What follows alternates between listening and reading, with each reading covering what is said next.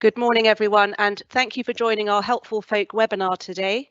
Today's topic is how foreign exchange can make or break your business in 2022. Currencies respond to change, often in real time, and can either be lucrative or detrimental to a business's bottom line. This is a pertinent topic given our current challenging environment of post-pandemic recovery, inflation, and of course, the ongoing hostilities in Eastern Europe, all of which combine to create volatility and movement within the currency markets. For business owners, this can be a minefield. Understanding the impacts of currency movement and how to navigate through it requires a currency strategy and one that is regularly reviewed. In today's webinar, our two expert speakers will explain the important role foreign exchange can make in your business success or failure and provide some insider tips to help you get ahead this year. I am delighted to introduce you to Victoria Legg and David O'Neill. And Victoria, you'll need to unmute yourself. Thank you.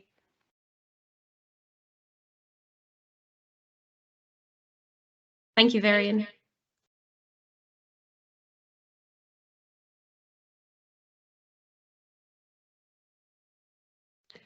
Thank you for joining us today. So just following on from Varian's intro there, today we're going to be covering off an overview effectively of the foreign exchange market. Hopefully by the end of the session you will have a better understanding of the market if it's not something you've been doing already. We'll take an opportunity to look at 3 different examples of where this may arise in your business, a few case studies as well, and then hopefully by the end of the session we'll be able to give you some top considerations to take away and start to think about if this is something that's going to be impacting your business.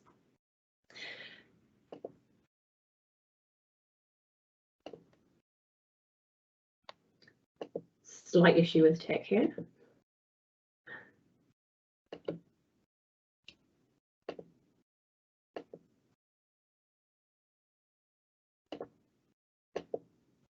So I won't go too much into this slide really, but this is just to give you a little bit more of a background around our business, but ultimately to give you more of an intro to myself and David.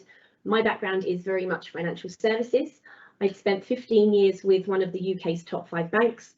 I'm working very, very closely with SMEs. So that was through helping fund the business, helping look at ways in which they could grow. I joined Lumon coming up to a year ago now. And both myself and my colleague David, who I'm here with today, we help manage the relationships with our SME lending partners like Folk to Folk.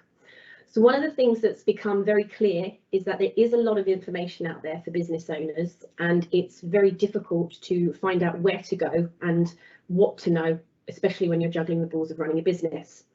So it's through partnerships like these whereby we're able to support business owners with the information that they need, and more importantly, to help you realise that it's never too early to put these plans into practice. Do you want to say a few words? I will indeed. Thank you, Vicky. My background, just to give you a very quick bio, I've actually been involved in foreign exchange now for quite remarkably just over 35 years, mainly within banking, working both trading on the markets and then primarily in the last 20 years or so working with corporates to help them manage their foreign exchange exposure. So I've been with the business 2 years, working alongside Vicky in the same team, and looking forward to helping you today. Thanks. So first things first, we're going to take a quick look at the currency market as a whole.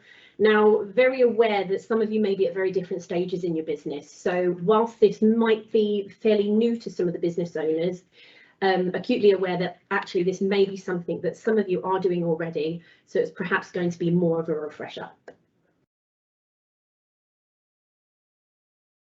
Yeah, sounds good. Okay, so in short, the currency exchange market has a daily volume of around $6.6 trillion.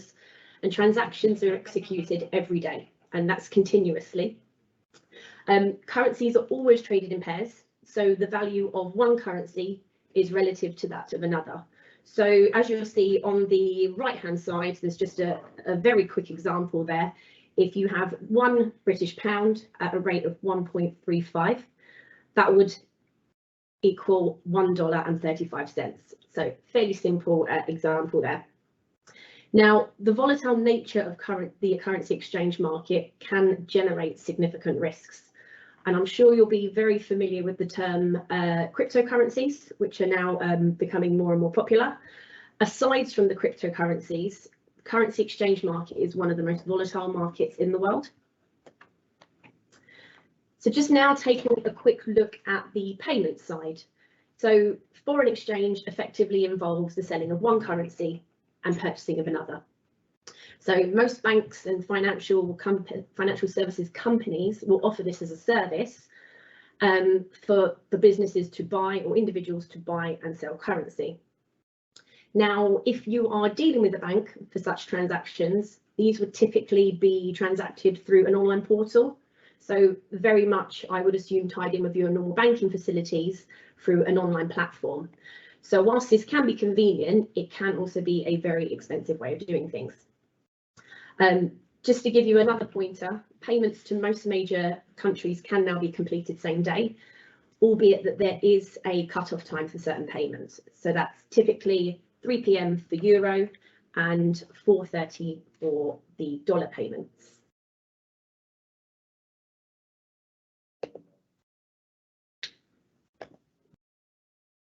Just a little bit of a time lapse here, so do bear with me with flicking off the slides. Yeah, no, absolutely. Should come up.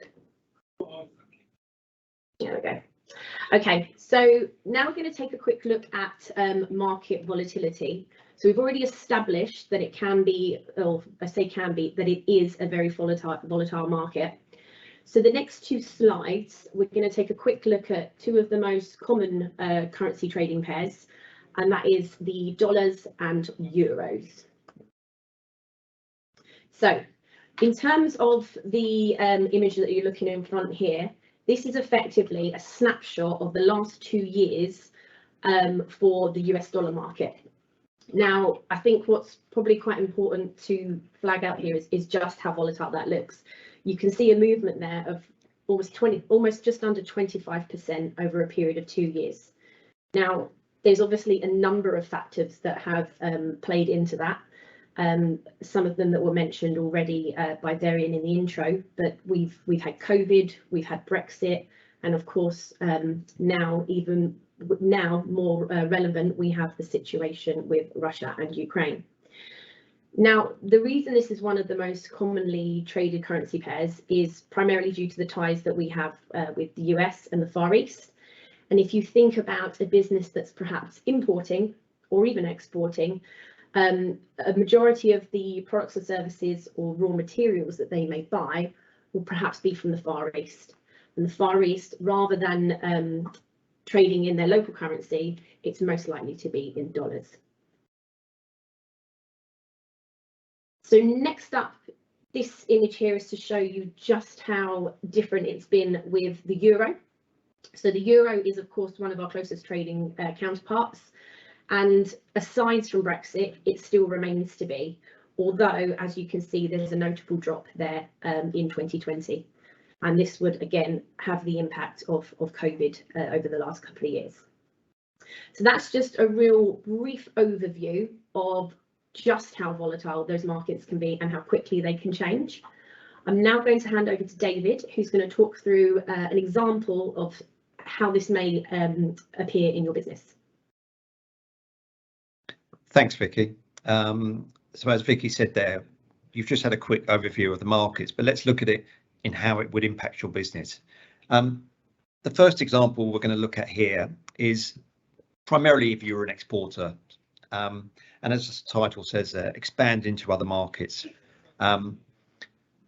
Pretty relevant if we look at the environment post Brexit, and also we're very much in a globally interconnected world. So businesses have to constantly look at developing their client base, and that means broadening out into different countries. So if you're exporting, you may already be established, you may be new to the business. However, it's key to understand what currency or what currencies are you going to be transacting in. Vicky alluded to there that the vast majority of UK SMEs will transact in US dollars and euros because they're our biggest partners and markets. They are very liquid currency pairs, so there is normally no problem about pricing on those. But it's always worth looking at if you start to expand into other markets. You may be exporting to South Africa, for example, and you might start to experience different levels of volatility because currencies such as the South African rand, for example, are very volatile, can be prone to very big ups and downs in exchange rate. So always be on top of what currencies, and you may start to go into markets where you're not aware of that currency, you've never experienced it. Next bullet point there, if you're exporting your products, does your currency strategy allow, or does your strategy allow take into account for currency volatility? What do we mean by that? This sort of comes in with something we're going to discuss a bit later as well, but as a business, let's give an example. As a business, if you're exporting and you're receiving US dollars, you may set a budget rate for your business at the start of your financial year of 1.35. And what we're saying is that any dollars you receive, that if you can convert at 1.35 or better, you are going to be protecting your exchange rate risk on those exports. But what happens if sterling appreciates against the dollar depreciates? How does that impact your strategy? Because obviously, unless you've hedged this, which we're going to talk about, you're going to have a material impact on your returns. So that leads us into the next point there. Understand the importance of hedging currency risk and currency exposure. As an exporter or an importer, the key for us as an FX provider and any FX provider is to help clients mitigate currency risk. And you can do that by having a clear understanding of your currency timelines, which we go into the next timeline there. Bullet point, sorry. Payment timescale. Do you as a business have clear visibility on when you're going to be receiving funds as an exporter?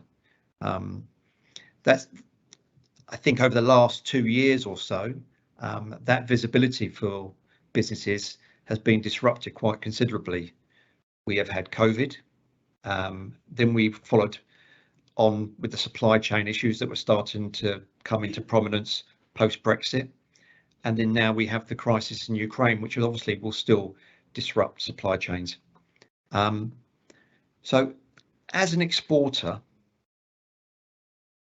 you really have to think in a few different ways if you are to create a strategy. Am I familiar with the currency? Is it more volatile than another currency pair that I'm normally generally using? Do I have a strategy to hedge that risk? Do I have clear visibility on it? And this really comes in if we to the last bullet point as well there. For a lot of businesses that are just opening up into new markets, managing currency risk will be a totally new financial exposure for them. It's an additional workload. We respect and appreciate that a lot of businesses may be time poor, resource poor. So to actually manage that risk effectively, it is worth considering how you do it and what the options are out there to help you. And I think if we go on to the next slide there, Vicky. Vicky mentioned earlier about volatility and showed you the charts to show you visual impact. But I think it was relevant, particularly in the current environment, to show you just how volatility can impact exchange rates and make a significant difference in a short period of time. If we're to look at the table on the right hand side there, and this will work favourably or unfavourably whether you're an exporter or an importer, so let me explain. On the 22nd of February this year, sterling versus the dollar, a snapshot point during that day was trading at 1.3580. So if you'd had to sell $100,000 and convert that back to sterling, you would have achieved the sterling amount there on the right hand side, 73,600 approximately. 20 days later, on the 14th of March, the exchange rate, sterling had depreciated circa 4% against the US dollar, which meant that that same $100,000 was bringing you an increased return of nearly £3,000. Now, as an exporter, that would have been a very favourable move for you. As an importer, you would have have that impact on your business. Now, we don't want to attribute the volatility to what's going on in distressing situations elsewhere, but this is why it's happened. And the reason it happened was because of the Ukraine crisis escalating, there was a flight to the safe haven currencies, which is the US dollar. But the most important thing about that slide is to just really highlight the speed at which currencies can move and have an impact on your business.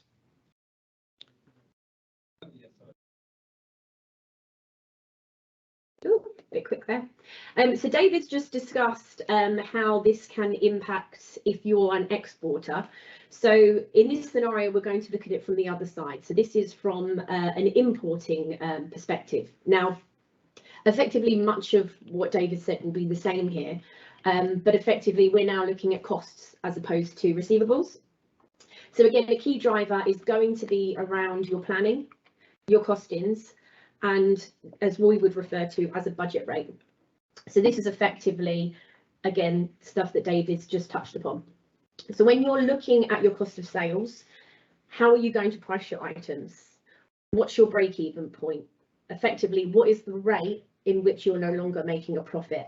So that's why pricing comes, it is so important when it comes into looking at when you're starting to import products and services.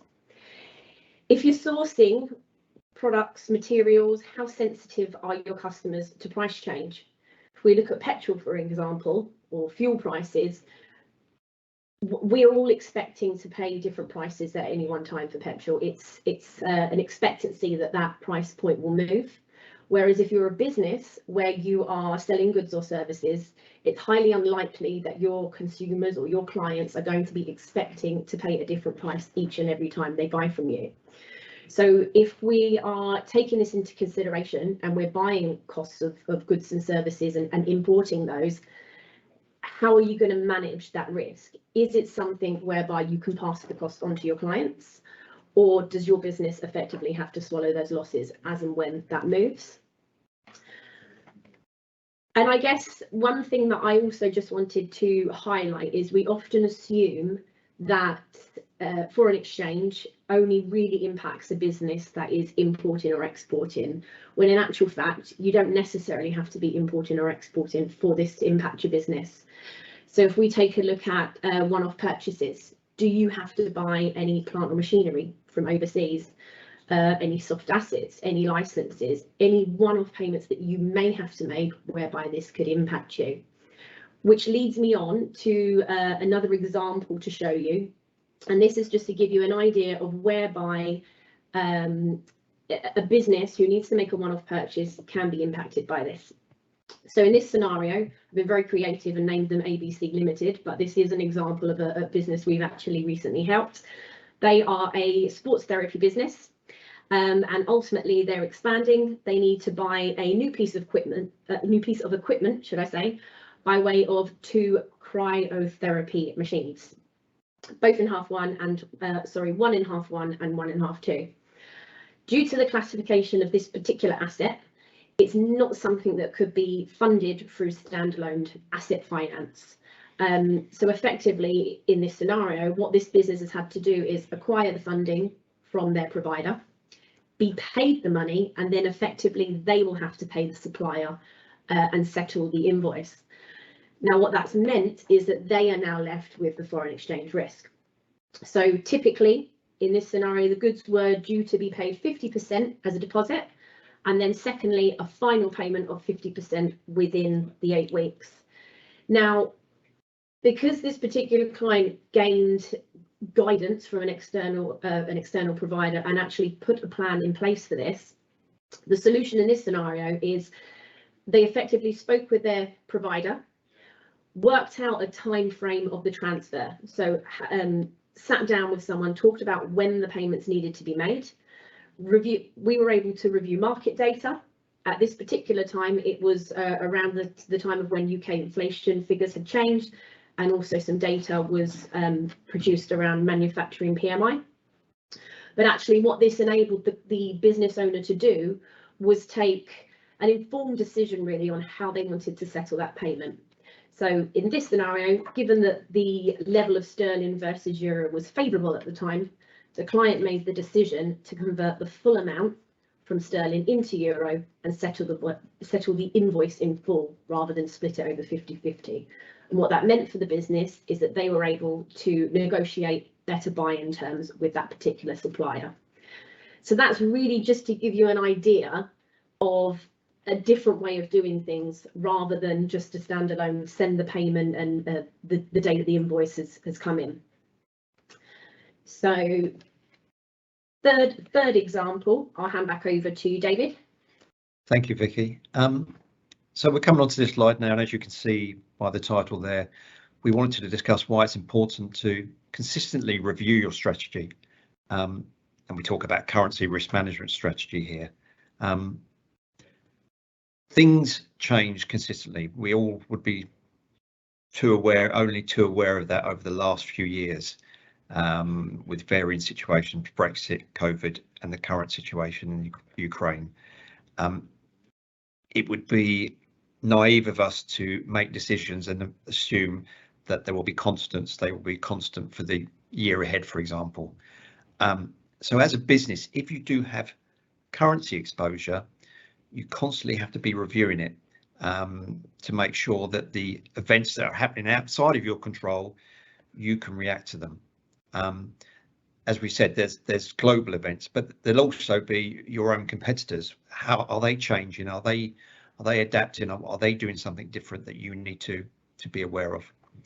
Your suppliers might change. You might need to look and source new suppliers globally, and that's something that, for example, Brexit has exacerbated. A lot of businesses now, originally they may have sourced supplies from Europe, but with the new regulations coming in and the new issues, they may be looking at other supply chains to source, and that will bring up with potentially new currency exposures. Consumer appetite's changing a little bit, like we could build that into competitor behavior, but is that going to force you to look elsewhere and get involved in new currencies, be it as an importer or exporter? And ultimately, the way you manage your currency risk will allow you, in the ideal scenario, to be more price competitive, because if you are managing your currency risk effectively, it's allowing you to price more competitively. So we come to the second section now, and we could almost ask the question: if you have currency exposure currently, how are you managing that? Who is your current provider, and how do you interact with them? Is there a proactive relationship? Are you comfortable? Do you know you can turn to them if you've got any questions? Are they aware? Do they understand your business and the issues you may face in terms of currency? We come to hedging as well. Both Vicky and I have mentioned hedging a few times, but just to focus on that for a minute again, we talk about hedging and what is it and why is it important, and how can you do that in the best way? We talked about visibility earlier.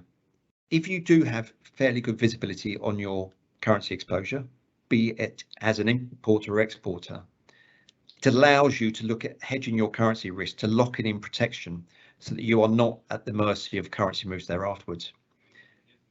If you're able to do that and enter into forward contracts, what are the margin terms that you currently have on board with your service provider? Do you have credit terms available? As a business, you want to keep as much cash flow as free for your daily operations as possible. So you want to negotiate the best credit terms or best margin terms when entering into forward contracts. So that's something to be acutely aware of. Also, as a business, do you know what currency products are available to you? Vicky and I here, we've talked about the spot market and the forward market. There are other products available to you in terms of the forward market that give you flexibility. And again, it's probably very pertinent in the current environment because of supply chain issues and during COVID because of order disruption in terms of cancellations, in terms of delays, etc.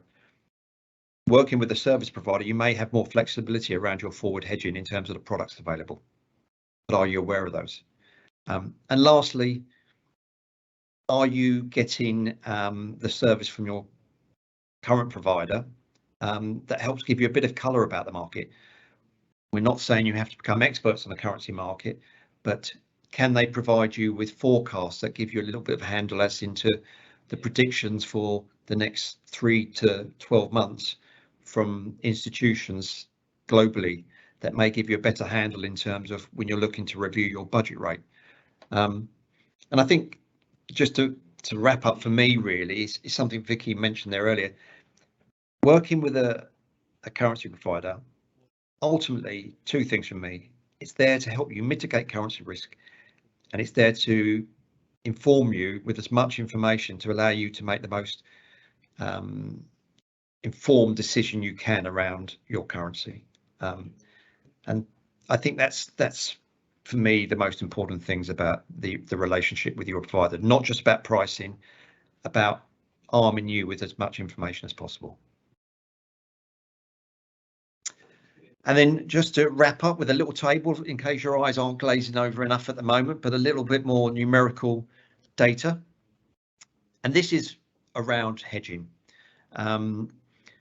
So I don't want to focus too much on the numbers, but if we look at the scenario, and I'll just read through it with you. This is regarding an importer. So in early February, an importer with exposure to US dollars, they know that they are going to be needing to buy dollars and sell sterling over the course of the year, $500,000. So they have two options. They can just either wait till they receive those dollars at different tranches over the course of the year and just go and, sorry, they're importers, so they can wait till they need to buy those dollars to pay their suppliers at different points throughout the year and hope that the prevailing exchange rate is in their favour at the time. So they're hoping that sterling is appreciated and they can buy their dollars and sell sterling at a favourable exchange rate. But that's hope. Or they could look at the option, which is to hedge that expected, but not expected, to hedge that exposure. And in this example, what the client has done is they know they have got $500,000 to buy over the course of the year. They have entered into a contract that's allowed them to lock in their rate at the forward rate prevailing today, or sorry, when this example was taken, of 1.3950. That means the way it's been structured, they have total protection. They know for $500,000 that they know what their rate is, regardless of where the market moves there afterwards. And we have to qualify that. It could move favourably or unfavourably, but they are locked into that contract. So that they know from there on in what their sterling equivalent to buy those dollars is. And then if we came and looked at the chart below, and if we done some analysis, just as an example, to show where this was taken. Sorry, I've skipped a point there. This was taken back in 2021. So it is factual evidence about if you'd locked in at the start of the year in early February, and then the examples on the table there show us where the spot market moved there afterwards. Apologies, I should have qualified that at the start. So you've locked in early February your rate of 1.3950. 14 weeks in, the top line there, the spot rate is 1.3708. So you could sell sterling and buy dollars there. That meant that you would have had an impact to you if you'd waited of circa 1.3950 $1,260 sterling, sorry. And we have to look at the exchange rate the other way now. After week 21, the exchange rate would have moved your favour, and it would have been in your favour by about circa $1,200, and so on and so forth. And the table is self-explanatory down there. But net, what that shows you, and this is only an example, and this is never always going to happen, but what it shows is that if you were an importer and you did have exposure, that you could lock in that exposure, walk away and concentrate on all your other issues that you may have, and know that you're not at the uncertainty of all the currency volatility. And so that's where working with a provider gives you the options. It's not something you can always look at managing it as a basket of you could hedge 50% of your risk, for example, and leave the other 50% to be managed at the spot market or working orders. But that's an example of how hedging risk could work. Thanks, David. So I guess then, just to summarise on the discussions today, ultimately what we would like you to take away from this session, what hopefully you've gained from this session, is a little bit more of an understanding around the foreign exchange market if it was something fairly new to the business, a refresher for those who are also doing it, but also just to emphasise how important it is to plan ahead.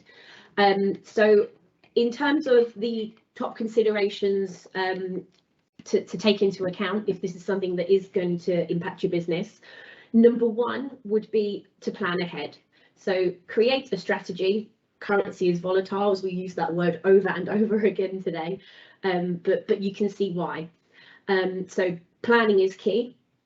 Set a budget rate, but not only just set a budget rate, understand your budget rate. How have you come to that figure, and what factors have you taken into account to get to that? And then finally, utilize the support around you. Just really to recap, you know, you're not expected to know all of this. You are busy running a business, but there is support out there. Speak to your bank, speak to your provider, and don't take it all upon yourself or just expect that what you're doing is right. Research and speak to people. So that is finally everything from us. Varian, do we have any questions? Hi, Vicky. Yes, we do. I think I'd like to start there with a question that I have. Thank you very much, before I go into it though, Vicky and David, for a very informative webinar, but it is a complex area, isn't it? It can get pretty technical, and I know that on this webinar we might have business owners from varying sizes of business, and so one of my questions is that where does somebody start with this? Where does a business owner start? If I have just decided to expand my product range, perhaps, and I'm looking to import from overseas for selling within the UK market, how is this something I can sort of start off just navigating myself? At what stage in a business's growth would you recommend that they start looking for some expertise and support in this area? I guess my question is, you know, is this something that I can start off doing myself in the early stages? Yeah, go ahead. Good question, Varian. What I would say is that as a business owner, if you are exploring any opportunities that will derive currency exposure, I would suggest that you look to speak to a provider as early on as possible. And there is no benchmark that says your currency turnover or exposure has to be at a certain level before you qualify to talk to a currency provider. My answer would be talk to a currency provider as early on as possible once you realise that you will have currency exposure, because you will want to understand maybe, are there any little anomalies with that currency pair that I need to be aware of? Is it liquid? Am I going to be able to buy or sell that currency quite easily, etc., etc. So as a business owner, don't assume that you have to reach certain levels before you qualify for assistance with currency. That is not the case, and I would say start the discussions as early as possible. Okay, thank you, David. And I mean, I think sort of building on that question, sorry, another one from me before I get into the questions that have come in from our attendees. And I'm afraid this is a difficult question, but I think it's an interesting one. From your experience, what sort of savings can a small business make by using a foreign exchange advisor? And I know that it's relative, but if you're able to give me any sort of quantified examples, that would be really helpful. Yes, and I'd put a little caveat in here to my answer, Varian, just to say that this is, examples. I can't guarantee these this answer, if you'd allow me. So historically, when we have done analysis by asking our clients rates they're receiving elsewhere against the rates they may receive from us, historically, against an FX provider, against a relationship bank, can save a client anywhere circa 2 to 3%. Now, that's going to be less in some examples and more in some examples. So I know I'm sitting on the fence there, but I can't. You know, it's a very open-ended question. But I think, and again, I sort of bring it back to what maybe I mentioned earlier, that to actually qualify in financial terms is one thing, but working with working with a provider may give you other benefits that really enhance the journey, the experience for you more. So it's not just about the pricing, but it's about the proactivity. But pricing, I would say, it can be circa either side of 2 to 3%, which when you compound that on your business over the many years can have a serious impact. Okay, yes, thank you, David.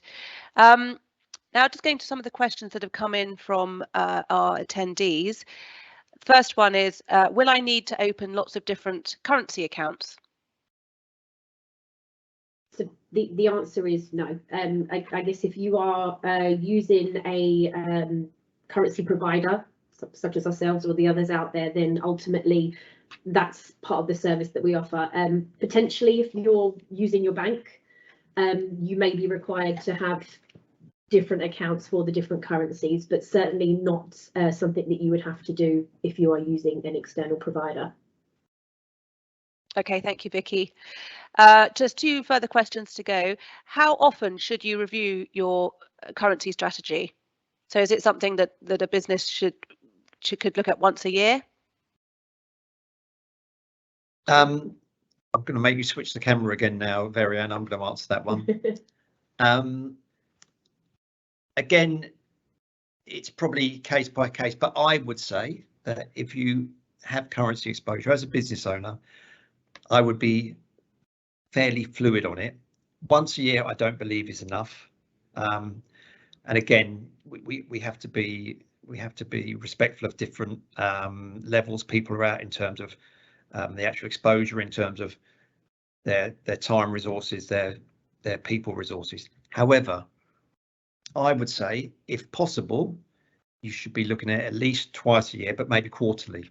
And that the value of that would be, you may want to review your budget rate that you've incorporated. If you set a budget rate at the start of the year for sterling against dollars, sterling against euros, and we've had significant change on the landscape, and that's moved the markets considerably, the currency markets, you may want to adjust your budget rate accordingly for your forecasts. And again, the markets, as we gave the example there before of how quickly a market, sterling moved 4% in 20 days. So you need to be fluid. So I would say you need to review it as regularly as you can, subject to time and resource, and use your provider to do that, to speak to them, to get the information and ask them, is there something I need to be aware of about the upcoming central bank decisions, etc., etc. But yes, I would say as much as possible, again, without sitting on the fence there too much. Okay, thanks, David. Final question. Do I need to hedge my forward currency exposure 100%? Okay, you can keep the camera on me again now then, Varian. Simple answer is no. And let me qualify that answer. If you're a business and we come back to my slide where I spoke about visibility, but if you're a business and you have clear visibility on your currency exposure, let's say out to 1 year, there could be an argument that says, well, if I have clear visibility, why don't I lock in my exchange rate 100% for the year? Generally, we wouldn't suggest that that's the best strategy, and that's where working with a dedicated dealer comes into play. There's various ways of managing your currency risk. The further out you go in terms of timelines, the probably reduced exposure you want to hedge. And the reason why I say that is because outlier events can happen. We can't predict what's going to happen in a year's time, as the last couple of years have shown us. So if you hedge your currency exposure 100% and orders get cancelled or there's supply chain issues, you may find yourself with an issue where you have to deliver currency, but you haven't actually received payment yourself or goods as such.